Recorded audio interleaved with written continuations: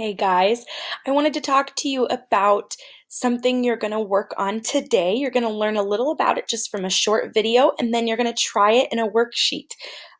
So, what it's talking about is this cool phrase in grammar called a subject pronoun. Now, a subject pronoun are words that take the place of nouns, okay? So, if you think of instead of saying Mrs. Bilby all the time, we could say, Mrs. Bilby likes to read. Mrs. Bilby likes to take naps. Mrs. Bilby is at home. Mrs. Bilby sits in her green chair.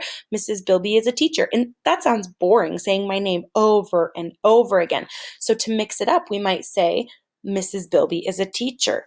She, that special word she, that's a pronoun. That talks about, it takes the place of somebody's name, so we don't have to keep using their name over and over and over again. We like to mix it up. Now, a subject pronoun are words that take place of nouns, okay, that are called pronouns. So, if we were talking about Mrs. Bilby and Micah, we could say Mrs. Bilby and Micah live in Orange City. They like to play games. They cook together. Well, okay, we're not saying Mrs. Bilby and Micah, Mrs. Bilby and Micah, Mrs. Bilby and Micah. What did I use? They. I used the word they. That could describe more than one person. Would I, by talking just about myself, would I ever use they? Mrs. Bilby likes to read. They like to sit in her green chair. That doesn't make sense because they and we, if you look on your sheet, they and we are used plural. That means more than one person or more than one thing, more than one.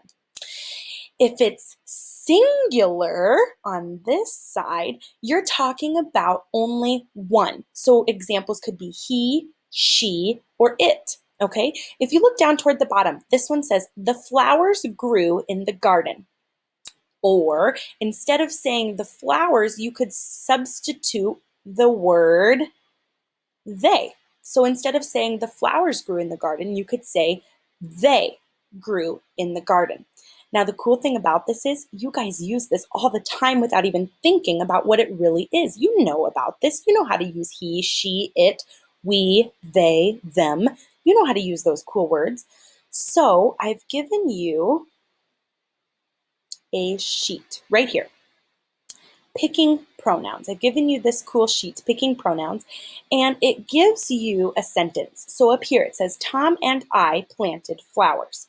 Okay, what could you substitute for Tom and I? Would we say they planted flowers, Tom and I?